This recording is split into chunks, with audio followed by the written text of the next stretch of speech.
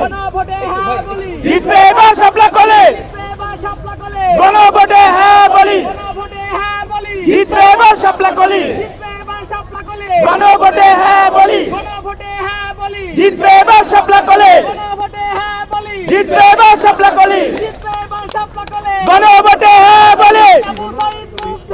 শেষ হয়নি যুদ্ধ। জায়গা থেকে নির্বাচন কমিশন নিরপেক্ষ আচরণ করছে না, এটা আমরা বিভিন্ন সময় বলে এসেছি। তারা একটি বিশেষ দলকে বিশেষ ধরনের সুবিধা দিচ্ছে। এই যে গত কয়েকদিন নির্বাচনী প্রচারণার নিয়ম না থাকলেও তারা নির্বাচনী প্রচারণা করেছে, অন্যদিকে গণভোটের পক্ষে প্রচারণা করতে যেয়ে আমাদেরকে নির্বাচন কমিশন শোকজ নোটিশ দিয়েছে।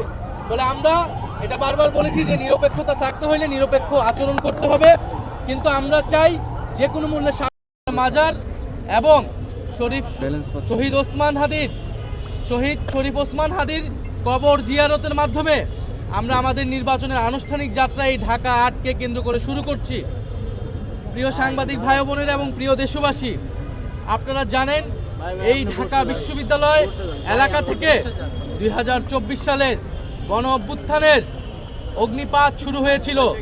এই ঢাকা বিশ্ববিদ্যালয় এলাকা থেকেই ১৯৫২ সালের ভাষা আন্দোলন, ১৯৭১ সালের মহান মুক্তিযুদ্ধ এবং ১৯৪৭ সালের পাকিস্তান আন্দোলন, এই সব কিছুর সাথেই আমরা যে কোনো মূল্যে ১২ই ফেব্রুয়ারি নির্বাচন অনুষ্ঠিত হোক এটা চাই। সেই নির্বাচনে জয়লাভ করে আমরা সংসদে যেতে চাই।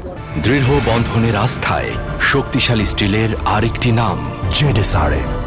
আমাদের সামনে এটাই এখন একমাত্র এজেন্ডা, সরকারের জায়গা থেকে নির্বাচন। গণভোটে হ্যাঁ বলি, জিতবে এবার শাপলা কলে, গণভোটে হ্যাঁ বলি, গণভোটে হ্যাঁ বলি, জিতবে এবার শাপলা কলি, গণভোটে হ্যাঁ বলি, গণভোটে হ্যাঁ বলি, গণভোটে হ্যাঁ বলি, জিতবে এবার শাপলা কলে, গণভোটে হ্যাঁ বলি, জিতবে এবার শাপলা কলি, জিতবে এবার শাপলা কলে, গণভোটে হ্যাঁ বলি, আবু সাঈদ মুগ্ধ। শেষ হয়নি যুদ্ধ। শরীফ ওসমান হাদি ভাইকে যারা হত্যা করেছেন সেই হত্যাকারীদের বিচার আমাদের আজকের এই নির্বাচনী যাত্রার অন্যতম প্রধান দাবি, অন্যতম প্রধান এজেন্ডা। আমরা নির্বাচনের আগেই তার চার্জশিট থেকে শুরু করে সকল কার্যক্রম যাতে সম্পন্ন হয় এবং আমরা অবশ্যই এই হত্যাকাণ্ডের সুষ্ঠু বিচার আমরা এই বাংলার মাটিতে আদায় করে ছাড়বো ইনশাআল্লাহ।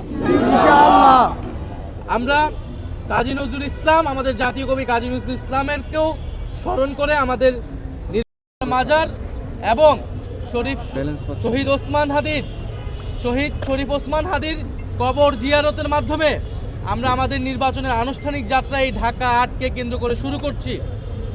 প্রিয় সাংবাদিক ভাই বোনেরা এবং প্রিয় দেশবাসী, আপনারা জানেন এই ঢাকা বিশ্ববিদ্যালয় এলাকা থেকে ২০২৪ সালের গণ অভ্যুত্থানের অগ্নিপাত শুরু হয়েছিল।